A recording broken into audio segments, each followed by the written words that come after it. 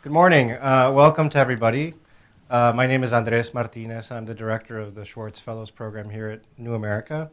Thank you all for coming, and thank you to those of you who are watching online.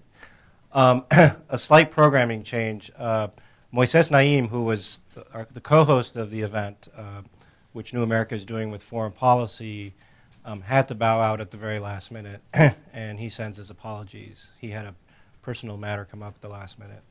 But I'm thrilled to have with us here Jorge Castaneda, who is a senior New America Fellow.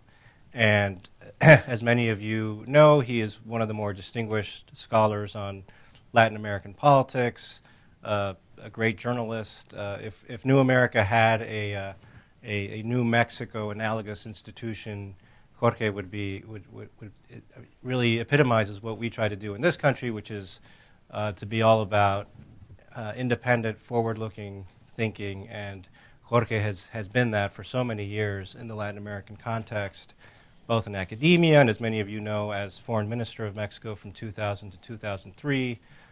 He's also a professor at NYU. He's written such books as Utopia Unarmed and a biography of Che Guevara, et cetera, et cetera, et cetera. So, Jorge, it's great to have you here. And while Moisés couldn't be here in person, he did. He actually prepared this slide. So the takeaway from Moisés, if he were here, would be this photograph, which he feels sums up everything that's dysfunctional about Latin America these days. This is a picture of a poster that's been set up in or a billboard along the Venezuelan-Colombian border. And it's the Venezuelans sort of taunting the Colombians in regards to this discussion of the U.S. bases in Colombia. But I think what Moisés loved about this, in particular, was the misspelled Osar doesn't have an H. So the rough translation would be, if the Yankee Empire dares to profane the sacred soil of the land of Bolivar, gringos were waiting for you. But they misspelled a daring. So Moisés just thought this spoke volumes. He wanted to spend the whole hour talking about this picture. So, so thank you, Moisés, for that. We want to just have a very casual conversation here and then take questions from you all as well. And so I wanted to start off with the Olympics of all things, Jorge, because I think the showdown between Lula and President Obama tomorrow in Copenhagen before the International Olympic Committee. As you all know, Rio and Chicago are kind of the leading candidates for the 2016 Olympics. And I know most Latin American politics discussions these days don't start off with Olympics politics. But I thought it was an interesting moment in terms of the kind of star quality of these two leaders on the global stage. And if we could just if you could talk, Jorge, a little bit about the rise of Brazil in the last years on the global stage in terms of, we see it at the G20, we've seen it at the Doha round. For those, I grew up in Mexico, and Brazil's always been a bit of a mystery to me, and it's part of Latin America, but it's not part of Latin America, or in some ways, in terms of the linguistic bond that some of us Latinos have. So talk a little bit about this moment of the showdown between Lula and Obama, and where Brazil fits in going forward in terms of the future of sort of Latin America. Well, I think the first point, Andres, and you're absolutely right, is that it's a... Pete, how you doing?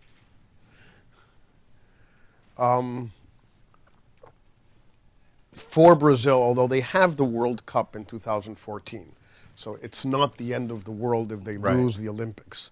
The World Cup, the Soccer World Cup, is about 28,000 times more important for the Brazilians than the Olympics. Olympics, they run, they jump, stuff like that, no big deal. Soccer is soccer. Right.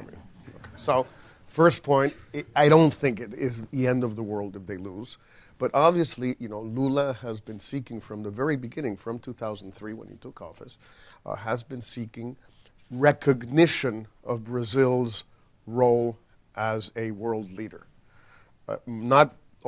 Actually probably wants the recognition more than the reality. Right. And he's been seeking this recognition, whether it's a permanent seat on the UN Security Council, or now the Olympics for 2016, or a role, key role in Copenhagen climate change, not Copenhagen Right. International Olympic Committee. Everything happens in Copenhagen. This is the place to be, Copenhagen. So he really, I mean, one of his big efforts and undertakings has been to achieve that international recognition beyond the purely regional recognition which Brazil considers that it has anyway now. The problem with this, it's not, the Olympics don't have that much to do with it, but the problem for Brazil has always been, and continues to be, that they're what I like to call the opposite of Cuba and Israel. Cuba and Israel are two tiny little countries that really should not be world players. There's no good reason for them to be significant actors in the world, given their size, given their wealth, given anything. And yet they are and have been for 50 years. The case of Israel, 60, case of Cuba, 50. Brazil is exactly the opposite. It's huge. It should be a world player. Except its diplomatic size is the geographic size of Israel and Cuba. Right. They're diplomatic midgets with a huge country. Why are they diplomatic midgets? Because they don't like to take sides. They're very Latin American, like we are in Mexico, but even more so. They want to be leaders, but they don't want to pay the price of being a leader on any issue. So even now, when they're arguing all the time, they continue to insist on the permanency of the Security Council. And I asked some of them the other day somewhere, I don't remember where, I said, all right, how would you have voted the sanctions on Iran that have already been unanimously approved by the Security Council? Let's not even talk about the next ones, the ones that are already in place. Would you have vetoed them if you were a permanent member and had a veto? You alone against the other 15? Because I don't see how Lula can say that, well, yes, Ahmadinejad thinks, when you saw it in the Post, he was asked, what do you think about Ahmadinejad? Ahmadinejad is denying the Holocaust, and Lula says, well, it's his opinion, I don't share it. It's kind of complicated to be a world leader, Right. and then make statements like that about something that's fundamental. Although that statement seems to be more about his relationship with Chavez in many ways. And That's one of the things exactly that strikes me is the sort of disconnect between Brazil wanting to be a global player, but being rather mute on some of these regional issues.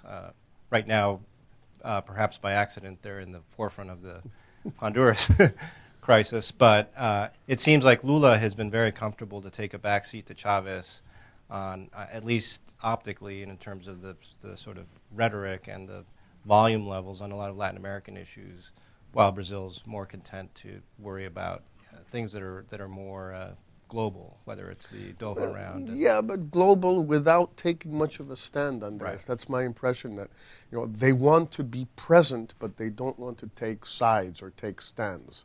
And you probably can't have it both ways. If Brazil wants to be a global leader, and I think they do want to be, and they have the size and the economy and the dynamism and the talent for that, unquestionably, well, they have to. But it's sort of to what assume. end? It's like, you want to be a member, what are you going to do in the Security Council? Just abstain every time? Then why bother? Frankly, it's not worth it. This costing them a lot of money. I mean, they're forking up billions of dollars buying French planes for the French acquiescence to for entering the Security Council, which, by the way, will not get them in, as far as I can tell. But this is big bucks that they're paying for all this business, just to abstain. Right. I think there's a real issue for Brazil there, in terms of exercising its leadership role and not just wanting recognition as a world leader, but actually doing things that world leaders have to do. Well, Mexico has some experience with the careful what you wish for aspect of being on the Security Council, even if temporarily. Yeah, well, but this time, for example, it's worked out very well. And it worked out very well last time, for that matter. I mean, we had problems with it, but it was the high point of Fox's administration in many ways, a moment of his greatest popularity. And really, I think that it was, with hindsight, most people think that it was a very good idea to be there and to act more or less the way that we did, details. here and there. Right. And the best proof of it is that this time around there was not such a commotion as when I did it the first time. It's become now something that Mexico does every 6 years or so. We're on the Security Council, fine. In talking about this event, Moisés, besides giving us this photograph, his admonition was, don't bring up the term rule of law, because that's the best way to clear a room in a DC event. And so with that admonition in mind, let's talk a little bit about the fallout from the Honduras opera, comedy, whatever we want to call it. It's regardless of how events in Tegucigalpa play out in the next few weeks, what are kind of the lasting lessons, the takeaway of this episode, and in your mind? Well, I think that what we could get out of it, I'm not sure we will, but what could come about as a result of this whole mess is that, on the one hand, the hemispheric community examine closely what worked in the new instruments, particularly the Inter-American Democratic Charter, but a few other instruments, what worked, and then also analyze what didn't work, and try and fix what didn't work, and strengthen what did work.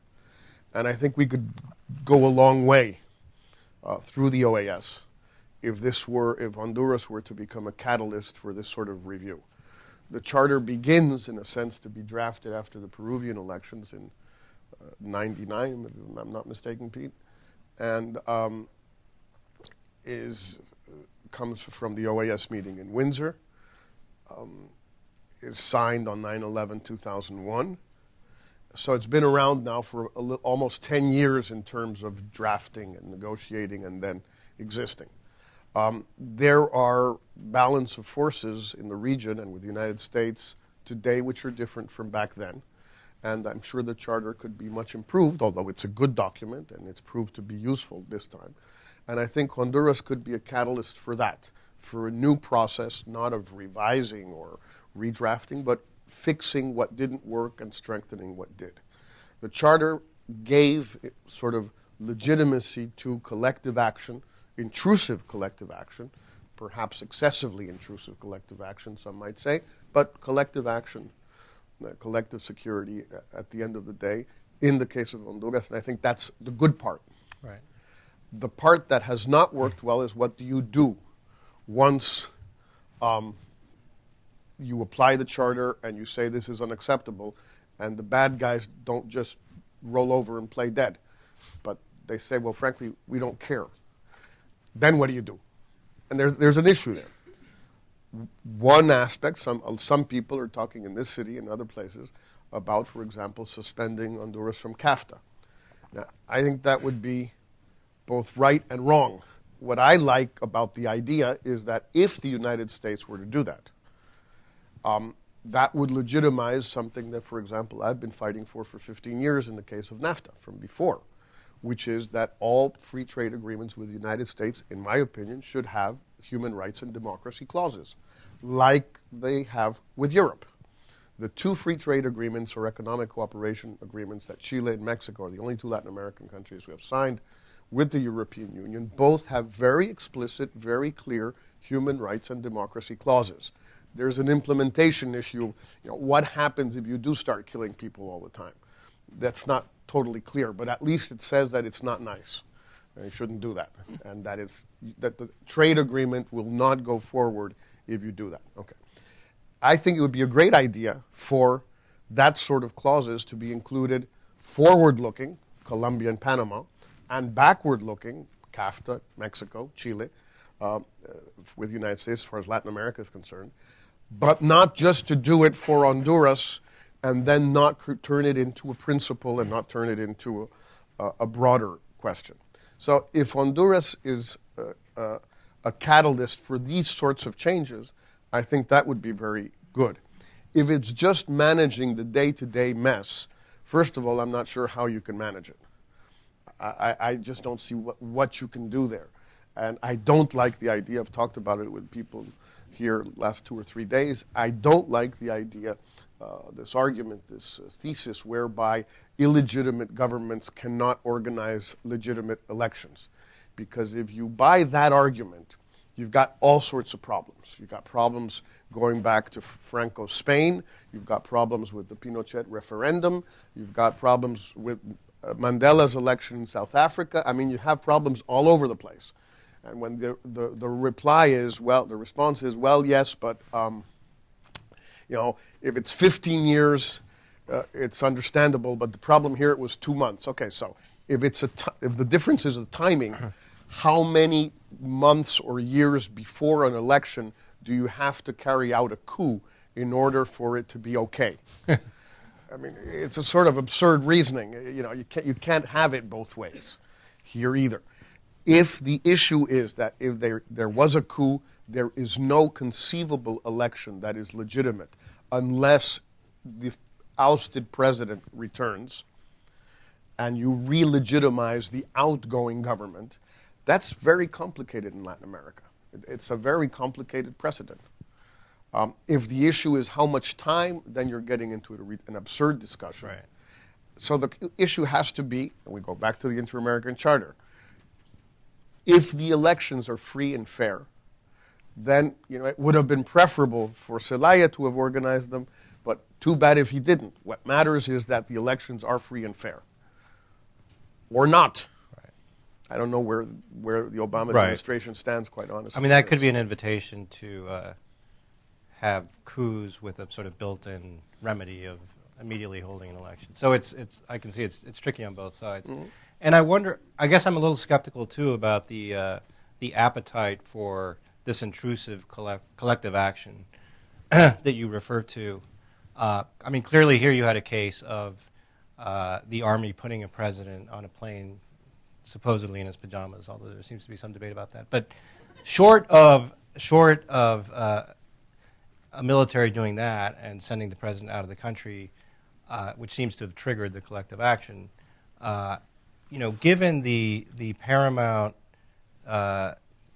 importance of sovereignty in among Latin American countries, and you referred to this a little bit with Brazil, I mean, the appetite to go in and start scrutinizing what governments are doing internally to, say, the freedom of press.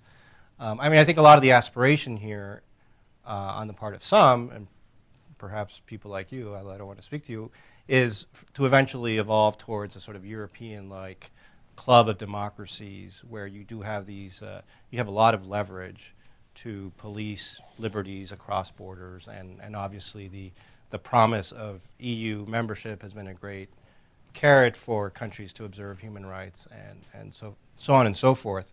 And I think when you're talking about conditioning free trade agreements on human rights, it's all very attractive, but in practice, what's going to have to change in terms of the political culture in a lot of these countries that are now nominally democracies, and they are on the surface. There's been tremendous progress in terms of countries, holding elections regularly, et cetera, et cetera. But what has to take place for that next step to be taken where, countries like Brazil and Mexico are going to, and Chile are going to start having an appetite to look at, the extent to which freedom of the press is being observed in Nicaragua or somewhere else? Well, again, you have to make up your mind what you want. And I think this can be a great occasion. Honduras can be a very good occasion. What you can't have is a situation which is, in fact, what has been happening. I mean, if we want to view it bluntly. What you can't have is that Chavez decides what is a valid issue to be raised for collective action and what is not. And that he decides because that's the way he wants it, period. That, I don't think, is a good idea. Not only because it's Chavez, but because it's any one leader or any one country. That's not going to work. And that's what's been happening as we speak. The OAS, I don't want to get into a discussion about who in the OAS decides what, but let's just refer generically to the OAS. Yes, it is true that the Inter-American Human Rights Commission can only go to countries where it is invited. Yes, it is true that Venezuela has not invited it. Yes, it is true that it cannot go to and see the people who are on a hunger strike, the students who are on a hunger strike outside the OAS offices in Caracas because it hasn't been invited. But the big question is, what is the OAS doing in order to get an invitation from Venezuela? Well, of course, the answer is nothing. So we can. So yes, it's not. We can't allow a coup, quote unquote. I think it is a coup, but it is a strange kind of coup. Right. But so we can't allow that in Honduras, and we can't allow elections to be organized, whether they're free and fair or not, by an illegitimate government. But we cannot pressure a government to allow the Inter-American Human Rights Commission to be invited to a country to see what is going on with 100 students on a hunger strike. Well, why? I mean, you have a point that it has to be, you need a cultural change in many of these countries in order to accept this sort of collective security, collective democracy, collective human rights, etc. You can want it or not want it. But what you can't do is have it sometimes and not sometimes. And mainly what you can't do is leave that decision, not even to Chavez, because quite honestly, I mean, I with all the respect and friendship and cariño that I have for my Venezuelan friends of all stripes and of all ages and everything, they are not pulling the strings. I mean, they are, no son la mano que mece la cuna is not in Caracas. This takes strategic thinking, this takes machinery, this takes experience, this takes imagination, this takes discipline, this takes a group of people who know how to do all of these things and have been doing them for 50 years, and those guys are not in Caracas. 50 years, you've narrowed 50, the list of suspects. 51 and counting. But if certain people in Havana held a clean election now, that would be okay because it's been more than 2 months, right? Of course, that's the argument. It's been 51 years, so it's legitimate. I heard you in another conversation talking a little bit about the notion that perhaps people in Washington should try to, that Obama could hasten, accelerate, intensify, however we want to put it, a new approach to Cuba, while at the same time maybe adopting a new approach towards the Chavez government, meaning being a little bit tougher there and trying to kind of separate the two governments to the extent possible. If you could just talk a little bit about that. Well, I mean, it was just sort of an idea we were throwing around yesterday, I think, and maybe it's a silly idea, but there doesn't seem to be a lot happening on any front in Latin America, U.S. policy towards Latin America, partly because they still haven't been able to confirm Pete's successor, and hope they do one of these days. So I frankly think that if Venezuela can't get this done in the next month or so, he should just get a recess appointment and do it that way and to hell with it. But you can't go for a year without what used to be called ARA. I mean, I don't know what you think, Pete, but I don't think you can do that. I mean, so what the hell? Get the recess appointment, and then after a year they'll see. But anyway, no progress really has been made. There is no policy. There is atonement, and I think atonement is good. It's 3 days late, but still, atonement, I'm in favor of atonement. But I'm not sure it's a foreign policy. And it's certainly not a Latin American policy. They have to come up with one. And perhaps they should be a little bit more proactive on both scores. On the Cuban side, if they ever thought that Fidel would give them enough cover to normalize and show something to the right wing here, if they ever thought something so stupid, I think that now they're convinced that that was wrong. That's not going to happen. Fidel is not going to give them any cover. Secret cover, public cover, no cover, period. And he has, by the way, in case you hadn't noticed, no intention whatsoever of dying. Not going to happen. It's just not going to happen.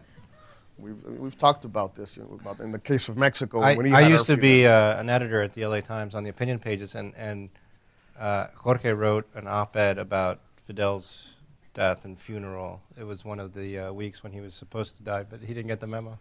And I thought I was so clever. I had this prepared in advance, and I'm sure they still have it in the vault. People should refer more. I mean, should be very precise when referring to this question. It's not when Castro dies; it's if Fidel dies. I mean, he's not going to give Obama's people any cover. It's not going to happen. So they have to go through with it if they want to, without cover, without a quid pro quo, unilaterally. Otherwise, it will not happen. And they will get beat up by the Republicans on it, and they will get beat up by part of Miami on it, but they are not going to be able, in my opinion, to get it done, any kind of normalization, with cover from the Cubans. It's just not going to happen. So if they decide they want to do it unilaterally, which I think probably is the best idea, because it is a failed policy. It's a policy that hasn't worked, that makes no sense anymore. And if you're not going to get anything exchanged from them, then just go ahead and do it. And then try and balance it with a much tougher stance with Chavez on the issues that you can't really raise with the Cubans, but that are issues of principle. Human rights, democracy, not meddling in other people's business other than collectively through institutional mechanisms. There's nothing wrong with meddling as long as it's a consented and collective meddling, and draw a bunch of lines in the sand with Chavez and proceed unilaterally with the Cubans. That might be a policy that could work, and that could satisfy several of the requirements for some sort of approach to Latin America that goes beyond, as I said, beyond atonement. I think we could spend a whole session on that. It's, on atonement? On atonement, but on this kind of new approach that you're suggesting. But I wanted to refer back to the title for this session in terms of what's happening in Latin America, and I'm confused. If I were living in Latin America and a Gallup pollster came to me and asked that question that Americans are constantly asked about, how do you feel about the direction that your country's going in? I'm not sure I would know how to answer. We have a financial crisis that, for once, didn't arise out of Latin America, but clearly the countries in the region are suffering the dire consequences of it. On the other hand, it's not clear that it's going to necessarily end up in a lost decade the way other financial crises have. There's growth is stunted, but there's some resilience. We have this trend of democratization against the backdrop of all of the sort of structural challenges that you've been referring to on the human rights front, and truly what the meaning of democracy is when you drill down. So it's sort of the best of times, worst of times. You read here and there that Peru has the best performing stock market in the world this year, and you kind of scratch your head. Mexico is obviously sort of a case apart because of its linkage to the U.S. economy and the flu this year and the drugs, and we should touch upon that too. But as you step back and you think about Latin America, how it's weathering this crisis, and it's sort of where it stands comparatively to the rest of the world, and in terms of how it's weathered previous crises like that, what has surprised you, or what do you feel stands out? Are you optimistic? Well, I think the rosy side, the bright side, is that the teams in place in most of the countries, whether they have center-right or center-left governments, are good teams. They're capable, serious, responsible teams who have weathered the economic or financial crisis well, who have not made huge mistakes. Some have handled it better than others. We can get into that in a second, into the details, but in general, I think it's worked out well. I think that probably most of the countries will emerge from the current economic contraction soon, and slowly, and not greatly, but soon will be on an upward track, which will allow much of the progress that was being made before to continue. And that progress has been considerable. I mean, the expansion of the Latin American middle classes these last 15 years has really been remarkable. Whether it's in Brazil or Mexico or Chile or Colombia, Uruguay, expansion is not a term you would generally want to use in the case of Uruguay because it's too small to expand. But anyway, I mean, Uruguay has done a remarkable job. I mean, they have had a great series of great governments, right and left. They've done a remarkable job of weathering the Argentine crisis of 2001 and the current one. So in all, that's the bright part. The complicated part is that in most of these cases, Brazil may be an exception, Chile, I wonder, is that we're going back to what the IDB guys called just a year ago, not in their report, not everything that shine, no todo lo que brille es oro, that Santiago Levy did, which is this was a commodity-driven economic boom in Latin America over the last 5 years, before the crisis. Right. And the way it's emerging from the crisis is, again, through a commodity-driven reemergence. Basically, Argentina is doing better today than it was a few months ago because the Chinese and the Indians keep buying soybeans, and the price of soybeans has gone up, period. I mean, the Kirchners have done nothing else. Well, they have, but nothing else worth writing home about except seeing how the Chinese are buying more soybeans, which is fine. I mean, at the end of the day, this is probably what Argentina should always have done. I think it's the greatest counterfactual against ISI and everything else. What would have happened if in 1930, instead of deciding de facto or consciously to try and build up what they call Industria Argentina and all this business, they had just kept growing things in La Pampa Húmeda, whether it's beef, corn, wheat, soybeans, whatever the hell you want. If that's all they had done for the next 70 years, they probably would be better off today if they had just grown soybeans instead of doing what they did. And now, basically, that's where they're back to. And it's not working badly. But the fact is, Latin America, after the crisis, supposing it's emerging, looks a hell of a lot in economic terms what it was before the crisis. And I'm not sure that you really want to have so many countries in the region be basically commodity exporters, with the exception of Brazil and Mexico, which are much more complicated. But everybody else, that's about it. That's the dark side, I think, the complicated side. Mexico seems intent on not falling into that category, in part by not reforming its energy sector. There's a lot of talk about the projections that,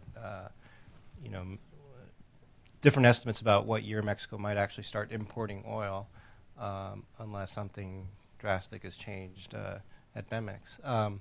So perhaps because of some political dysfunction, Mexico's economy will diversify more than it might otherwise. But let's touch on Mexico a little bit, and then we'll open it to questions.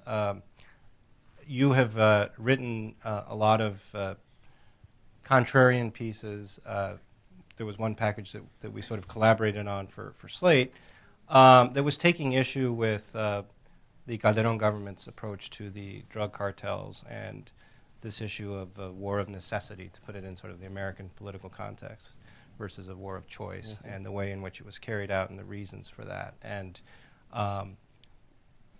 if you could talk about how things are going in that war, and in terms of and how this theme of criminality and illegality coming out of not just Mexico but the hemisphere, one of the main exports, I mean, again, talking about commodities, are illicit drugs and humans. I mean, the illegal immigration, and I know that if this is another nod to Moisés, because this would be uppermost on his mind as subjects that he's written about in terms of shadow economies and illegality, and how that might corrode the political culture. And how is this playing out in Mexico? Before getting into the drug question, 2 points on Mexico, which are complicated. We will contract between 7 and 9% this year. The best case scenario is -7. The worst case is -9. Depends who you listen to or whose numbers you like best. This is probably the worst performance in the world. There may be one of the Baltic places may do a little worse. Maybe. They're working on it, but they still haven't figured it out completely. That's about it. That's point one. Point two, when someone argues, well, yes, but this is because of the relationship with the United States, since Mexico is so closely economically integrated with the United States, it's logical that it should be the most affected country in the world.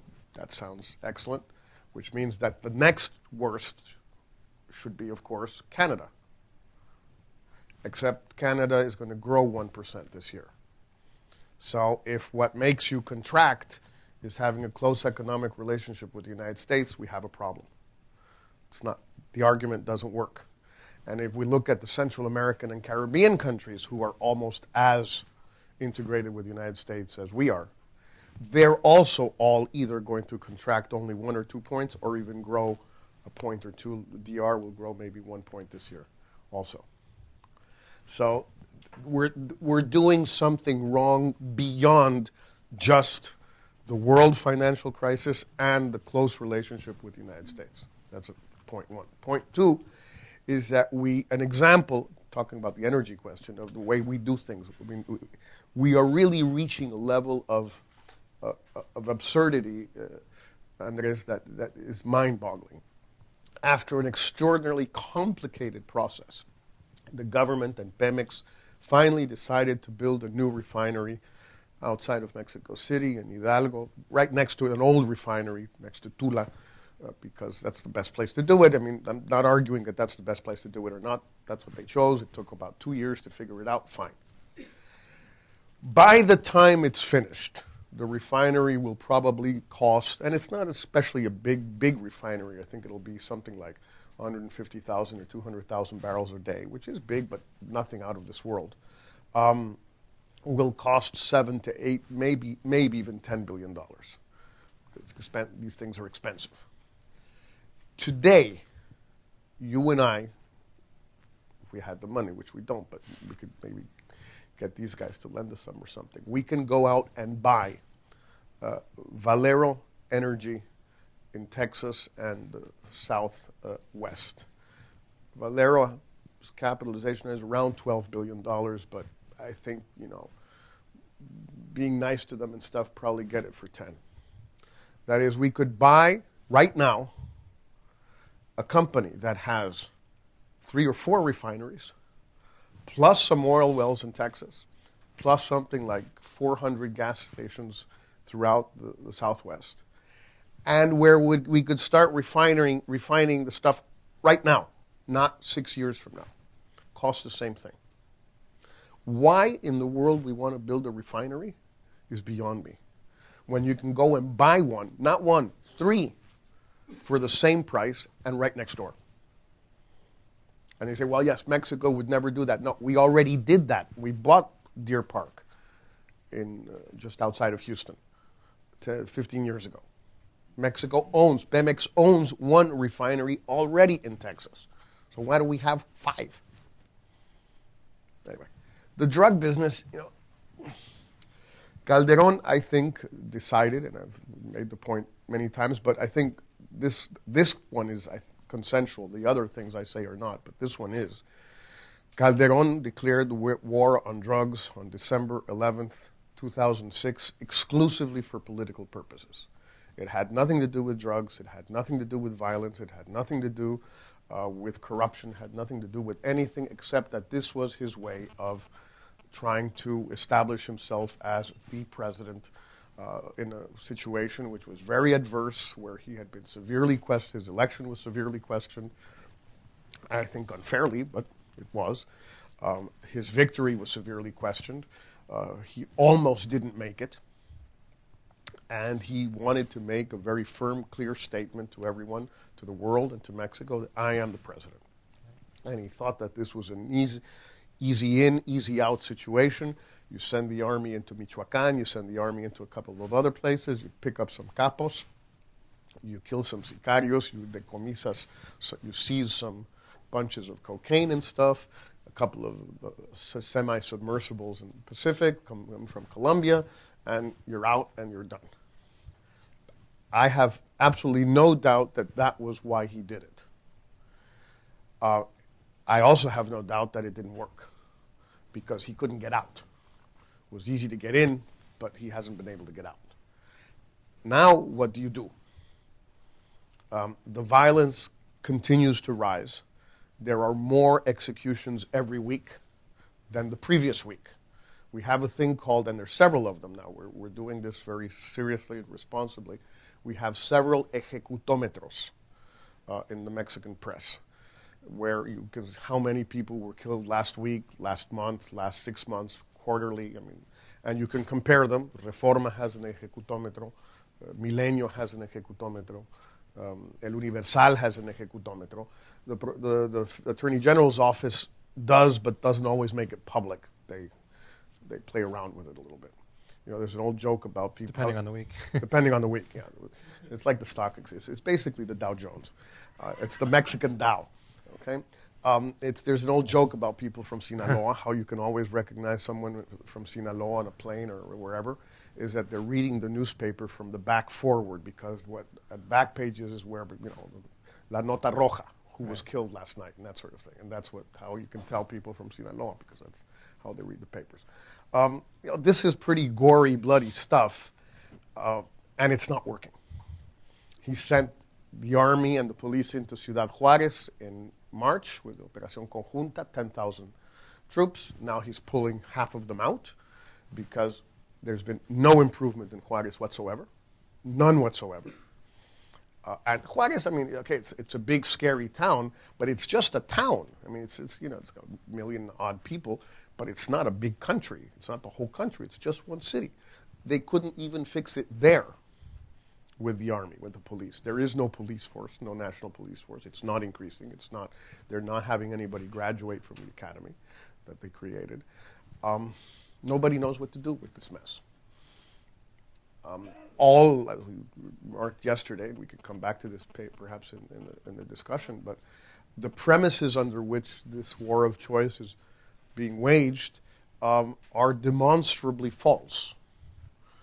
Now, that may not justify not waging it, but Calderón has to come up soon with a rationale for having centered his entire sexenio on this. It's not that consumption has grown in Mexico, because it hasn't. The government's own numbers do not corroborate that at all. On the contrary, they say exactly the opposite. Consumption, in the worst of cases, has remained stable and probably dipped a little bit over the last 10 years. It has not gone up. Violence, we talked about it with Sid Weintraub. There's a couple of excellent articles in the monthly Nexos. You can read them online. But you can also read President Calderón's speeches. And he's right when he says, actually, the number of homicides in Mexico per 100,000 inhabitants has been declining the last 20 years and is lower than most countries in Latin America. He's absolutely right. But then that's not a good reason for declaring a war on drugs. Because if violence is declining, then why do you say I had to declare a war on drugs because we had too much violence if we had less violence than before? You can't have it What both about the ways. notion that the cartels were achieving such a scale and such wealth and power in some states that they were, basically could take over the state? In a historical context, do you feel that was not anything particularly new, or that the threat hadn't? Because I think that was also part of the... That's the third argument, the sort of raison d'etat. And it's the less weak one of all. But if I remember correctly, you and your family are from Chihuahua, Andres. Right. There's no drug lords there whatsoever. No, never been, never have been, never will be. There are states in Mexico which have belonged to the narcos for 40 years, and they will continue to belong to the narcos for the next 40 years. And they belong to the narcos because that's what these places do. They either grow stuff or they have one enormous comparative advantage which no one else in the world has, or very few other people have. They have a border with the United States. And that is something, you can't buy that on the market. You have it or you don't. And if you have it, like Chihuahua does, like Tamaulipas does, like Baja California does, somebody's going to take advantage of that. The drug lords have run these states since time immemorial. And I find it very difficult to believe that there's a threshold above which the state no longer controls those states and a threshold below which the state does control it. Let's put it this way, why when Amado Carrillo was running the Juarez cartel out of Juarez, etc., that was okay. But now when his brother Vicente is running it, same cartel, same place, same brother, same everything, now it's not okay. I don't understand. I mean, it's very complicated for me to understand why the modus vivendi of the last 40, 50 years all of a sudden became unsustainable. Why? If anybody has an answer. No. I'm getting depressed listening to this, so I'm going to invite you to chime in. And thank you for bearing with a conversation that obviously covered a lot of ground, and it's a little frustrating sometimes because we could have focused in on any number of subjects a lot more. This is kind of like when you tour Europe in college, and if it's Wednesday, it's France, and if it's Thursday, it's... So apologies for that, but I think it's been stimulating to cover a lot of ground. And now let's open it up to some questions. Here in the third row. We have a microphone, and if you could just introduce yourself, that'd be great. Mike Weber from IWP, which is Institute of World Politics. I was just wondering if you could comment on Latin America's growing ties with China, given that China's been in the news lately with their 60th anniversary and kind of touting their rise of power as of late. So I was wondering if you could comment on that. First off, I don't know really that much about it, so whatever I say is even less worthwhile of taking note of than the rest of the stuff that I'm supposed to know something about. So with that caveat, I'm not sure that there are more ties. I'm not convinced of the Chinese disembarkment in Latin America. I think that there's been a trade boom specifically with Brazil and Argentina on soybeans, and with Brazil, other food, iron, a little bit. The huge investments that the Chinese announce in Latin America all the time have not taken place. They may, but so far they're talk. They are just announcements. There's not that much going on. There's much more talk and more trade. There is not a lot of investment, and strategically I don't see them having any interest. The Chavez question, for example, they still haven't figured out a way to get heavy, very acid Venezuelan oil to China and then to refine it in China. They still haven't figured out a way to do that, which is why Chavez continues to sell more or less 80% of his oil to the United States, because all of the refineries that do that sort of stuff are on the Gulf Coast, and they are owned by Citgo, which is owned by Chavez. So I do really have doubts about whether this is a broad, strategic Chinese advance or whether it really just is a trade question. My understanding is that when Tom Shannon went to Beijing, what was about 2 years ago, 2.5 years ago, and basically brought the reason he went, which was interesting, was that precisely people here in Washington were sort of kind of wondering, what are the Chinese doing in the backyard? And basically what they told him, at least that's what he said, and I see no reason to disbelieve him, is they made it very clear that they have no strategic, no geopolitical, no ideological interest whatsoever in Latin America. They want to buy stuff and they want to sell stuff, and that's it. And I think that's probably reasonable. But I think that if I might just add something. analysis. Pete Romero, Xperia Advisory.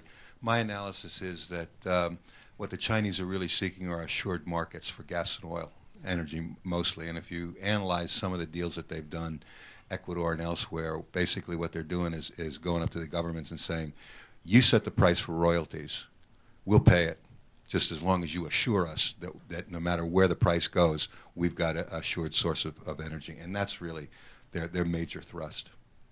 And that's the deal with Brazil in principle, the $10 billion loan to Petrobras for this. My only doubt, Pete, and I agree completely, that's their intention. I'm not sure that they're actually capable of delivering on what they're doing. Maybe they are. We'll see with the Brazilian deal if it really goes through. In other words, if they fork up the $10 billion and the Brazilians take them and they're able to use them and get the oil out of the Tupi fields at a reasonable period of time, et cetera, et cetera. But I agree with you that that's what they're trying to do.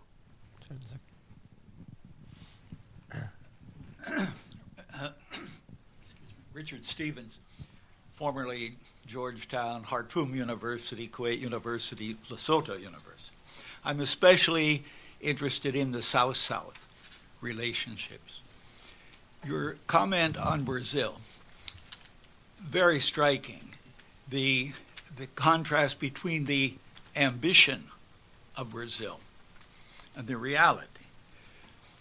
I think that I'm wondering if there is anyone commenting on the fact, for example, that Chavezs hosted this South-South conference. Brazil is there.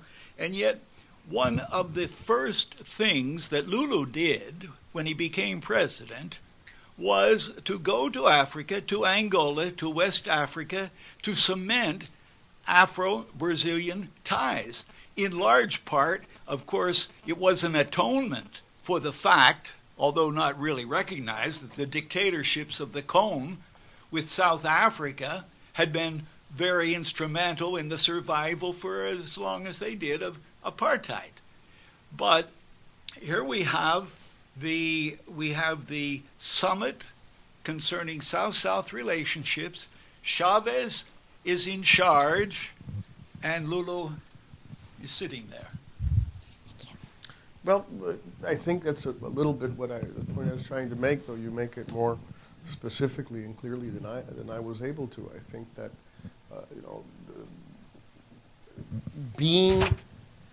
Chavez has the advantage of absolute cynicism. He does whatever the hell he wants, and that gives him a huge advantage because he does go out. I mean, he goes out and visits Saddam Hussein, and he drives around in Saddam's Jeep with him. And he said, the Americans don't like it, too bad.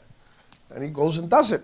He has no sense of measure, of limits. And this is a huge advantage in international relations as long as everybody else is willing to put up with it.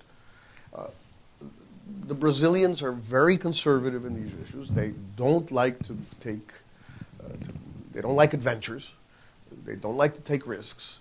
I'm absolutely certain, I mean, I don't know this as a fact, but I have absolutely no doubt that they were not in on the planning for Zelaya to go to the Brazilian embassy. I mean, I can see the Itamaraty diplomats, they're pulling their hair out, saying, well, Jesus, what are we doing with this nut with the cowboy hat in our embassy? What is this?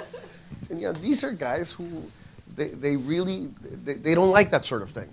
And in a sense, they're right. I mean, fine. The problem, of course, is that you can't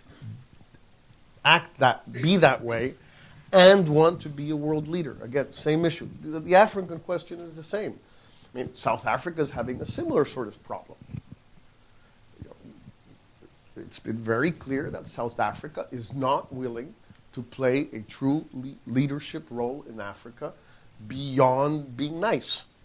And we saw it in Zimbabwe with Mugabe. And Mugabe was in Margarita, by the way. The same problem Brazil is. I mean, Chavez invites Mugabe. Okay, it's fine. Chavez doesn't care. I don't think Lula went to the Margarita summit. He may have. My impression is that he didn't go. But he did go?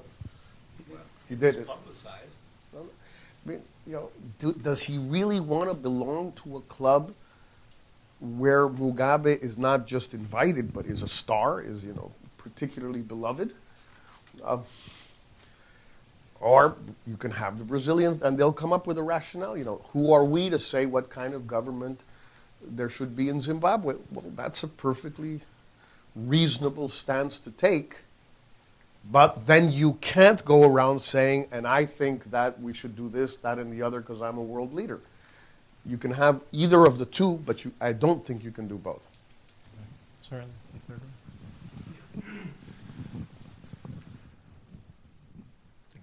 Diego Avente, National Endowment for Democracy.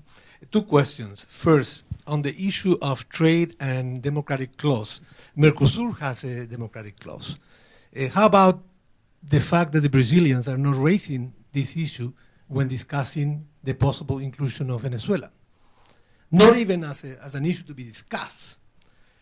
That, if you can comment on that. And second, on the issue of elections organized by illegitimate government. Don't you think that we're missing a very important fact in this discussion? When we talk about countries that are authoritarian, like Cuba, for example, or dictatorship, I don't think anybody could think that we can resurrect Batista and return the power to Batista. So when we're talking about these countries, authoritarian countries from the old wave, so to speak, of authoritarianism, we're talking about one thing. Another thing is when we're talking about democracies that are of the third wave, like Honduras, conducting a coup and then organizing elections 2 months later. Then everybody can do it. Every country in Latin America, simply you go ahead, topple the government, organize elections, and that's it. Don't you think this is a very dangerous course to follow? On the second point first, Diego, because I think it's a key question, and I'm sorry we weren't able to discuss this in Miami at the Herald Conference, you and I, where we were going to be on the panel together a couple of days ago. The question, I think, is that if you turn this in, if you take it to the extreme, you're absolutely right. In other words, the easiest thing to do then is you don't like the president that you have, that people elected, the military step in, they overthrow him, they get rid of him, pajamas or no pajamas, whatever, and then they schedule a new election and you get a new president and everybody is happy. That, I agree, is totally unacceptable. But that's not quite what happened in Honduras. It's not that they scheduled a new election. They're holding the previously scheduled election with the same electoral authorities, with the same candidates, with the same rules, with the same everything. The only thing that has changed, and it's not a minor thing, but the only thing that has changed, that is instead of the president being Zelaya, it's for the moment Micheletti, but it could be somebody else next week. I don't like it, but is that enough to consider the elections to be illegitimate? Where do you draw the line? We don't have to go all the way back to Batista, though. By the way, I disagree with you completely. I think it's quite possible to resurrect Batista. I'm not at all sure that's not doable. Cuban medicine. You know, quite advanced. PPG and all that. You know, you never know. Huh? You never know. 1988 in Mexico. As tampered with, stolen, fraudulent election as we ever had. Salinas becomes president. Everybody knows that in any case, the election was filthy. Some people think Salinas won. Some people think Cárdenas won. But everybody agrees it was filthy. He's recognized by everybody. The de facto situation occurs. 1994, it's just 6 years later. An electoral reform takes place largely because of the Chiapas uprising in early 94. New rules, new electoral authority, new everything. And the elections take place in August, and they're basically accepted by everybody, and Cedillo is elected even though Colosio is assassinated, Luis Macié is assassinated, the Cardinal is assassinated, everybody is assassinated, but they still have the election. And everyone, the opposition, the right, the left, everyone accepts the legitimacy, the elections were free and fair. It was just 6 years. it's very difficult to establish the premise whereby a government that is in office, is in power, for illegitimate reasons of one sort or another, cannot organize a legitimate election. What I think we have to do, for example, with the Charter, is to be much more specific about what a legitimate election means. And then make it almost irrelevant who organizes it, if it is legitimate and if a series of conditions are met. Because if we don't do something like that, I think we're going to be having similar problems along the way. On the question of Mercosur and the democratic clause, I think, again, Itamaraty and Lula are being hypocritical. Absolutely. I mean, either they have the democracy clause or they don't. And if they do, it is very difficult today for Venezuela to pass any kind of democracy test if you have the clause. You can make the point that this is not un club de democracias, Mercosur. Fine. It's a trade bloc, no democracy issues, no human rights issues. It's a U.S.-style FTA. Fine. In that case, you don't include a democratic clause. But if you include one, I don't see how anyone can make a case, though Lula has tried. He has said explicitly the last few days, again, that, Venezuela is a perfectly democratic place. Well, it's again, a very hypocritical stance. Thank you. Sonia Schott, independent journalist.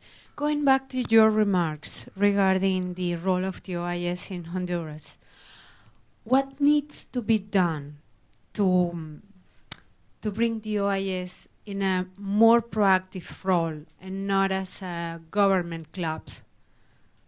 What needs to be done? How do you see the reform of the institutions like the OIS?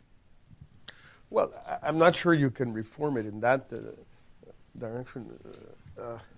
It is a club of governments. I mean, it's a governmental organization, and it always will be, and that's what it should be in a sense. I think a great deal can be done to strengthen both the Commission and the Court, which are not governmental institutions, although they're derived directly from the OAS and from the Charter and subsequent documents. They both need more money and more teeth, and they could become much more important, and powerful, and active, proactive, both the Commission and the Court, than they are. And I think that would be huge progress. I also think that we should work either through the Inter-American Democratic Charter or next to it on building more of a regional legal framework, of establishing more rules, whether they're democracy rules or they're indigenous peoples' rights or labor rights or environmental rights or gender rights, all of these things, which, I mean, at the end of the day, what is the question from my perspective? And this is a little bit what I tried to do the brief time I was in government, both with the United States and with others. My sense, and I follow a little bit Felipe Gonzalez is thinking about Spain on this. My sense is, at least in the case of Mexico, and I think in the case of most Latin American countries, our authoritarian temptations are too powerful for us to overcome them on our own. We're sort of like Ulysses on the boat. He had to be tied to the mast and wax put in his ear so he couldn't hear Circe's chant, because if he did, he wasn't going to be able to resist it. I don't think we can resist our authoritarian demons on our own. Like Felipe Gonzalez didn't think that Spain could resist its temptations to go back to the past on its own. And so what he did, Spanish did, was to anchor their democratic advances in Europe, sort of tie themselves to the mast of Europe and tell the Europeans, look, if we want to, one of these days we say we want a new Franco, don't let it happen, because we are quite capable of making it happen, but I want you, Europeans, not to let it happen. I think the same, more or less, about Mexico and about most of Latin America. There may be a couple of countries that are not that way. I'm not sure. The ones that we would have said 30 years ago would have been, hombre, en Chile jamás puede pasar eso. En Uruguay, bueno, jamás, ¿cómo crees? Uruguay, bache, blah, blah. Pues no, it happened. Of course it happened in Chile. The only place where it hasn't happened is Costa Rica, and I wonder. You know, if they really are able to resist this. But everywhere else, so I think we should anchor our advances outside. By the way, this is exactly what everybody has done on economic policy. This business of that, you know, what you were saying, Andres, that, and I was saying that the macroeconomic management has been competent and responsible and serious this time around, and the crisis didn't happen. All of that is absolutely true, but let's have no illusions about it. This is because most Latin American governments now are so tied into the so-called Washington consensus on macroeconomic policy that they have no choice but to do things, quote unquote, right. Now, we can argue about what's right and not right, but the leeway that any Latin American government has today on economic policy is very small.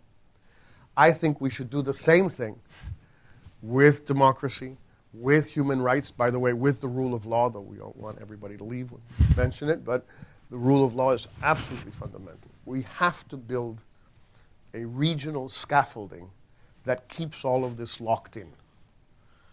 Whether it's Mercosur and the South Americans on their side, and we Mexicans and the Central Americans with the United States in the CAFTA, NAFTA, common market type of arrangement, whether it's an OAS type of hemispheric structure, that's another possibility, whether it's done hub and spoke between one or another country in Latin America and the Europeans, that's another possibility. I don't particularly care which of all of these or what combination of all of these we do. But I'm absolutely convinced that we have to anchor our advances, our unquestionable progress on the political, legal, human rights front. We have to anchor this outside because we are not capable of resisting those temptations in the long term. Great. I think I'm going to have one last question. There was somebody, I'm sorry, in the back. Since I work for his paper, he's got to be able to, he has to have the floor. Jorge, do you think that the Mary Initiative will come to haunt the Mexican government in the coming years? The type of arrangement that was, negotiated. How you assess it? Jose, it's a very it's a very complicated one, and I'm not sure I have enough information to be able to give you the answer that I would like to give as completely as I would like to give it.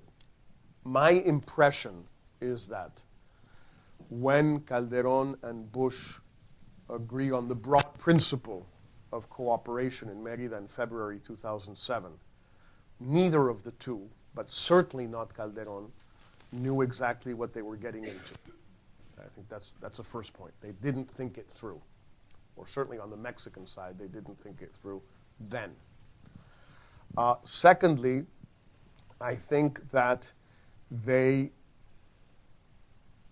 ended up, in a sense, in the worst of both worlds.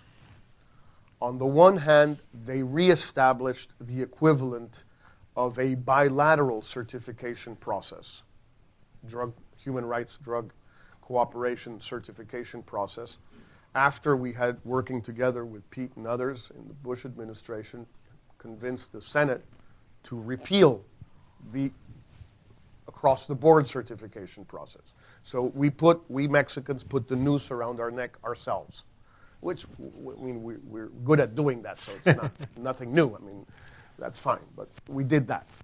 It was our doing. Third point, which has not been really sufficiently discussed in Mexico, is that the Mexican government was a party to the negotiations between the Bush people and Senator Leahy and Tim Reeser and the Foreign Relations Committee and Human Rights Watch regarding what type of human rights conditionality was going to be established for the money. Whether it was going to be 10%, 15%, 20%, whether it was a certification every year or for 2 years or for 3 years, whether the State Department had to just talk about intentions or about actual conduct. The Mexican embassy here was part of that negotiation. This was not imposed by the Americans on Calderón. This was freely consented to by the Mexican government. So this is a third point, which is also very complicated and not sufficiently discussed. I think the next one, which is even more complicated, which they couldn't have thought through in all fairness to them, is that it's very different to deal with a democratic administration, a democratic Senate, and particularly an administration that has very close ties to the human rights community in the United States, to the NGO community, to all of the groups in the United States that think that these are important questions, and senators who think these are important questions, and staffers who think these are important questions. That's very different than dealing with Bush and Rumsfeld and Chertoff. I mean, I'm not sure which is better. I'm not going to get into that discussion, but I do know it's different. And now they have a real problem, Calderón, because they're not going to be able to get away with murder, politically speaking. It's not going to happen. They were able, Secretary Clinton was able to convince Leahy to hold off for 3 months and not insist on using the word certification. But that worked once. It's not going to work the next time, which is, I think, in November. It's not going to work. Because Leahy was very clear from the beginning. You have to certify. You have to say that they are complying with A, B, C, and D, and in particular with military justice for human rights violations. That human rights violations committed by the military have to be tried in civilian courts. And that's very clearly in the language. And so you can get away with it once, but you can't get away with it twice or 3 times. And it's even more difficult to get away with it if you want more money, which is what post-Merida now means, which is what they did at the UN a couple of days ago. They want to broaden it, they want to deepen it, they want to lengthen it, and they want more money.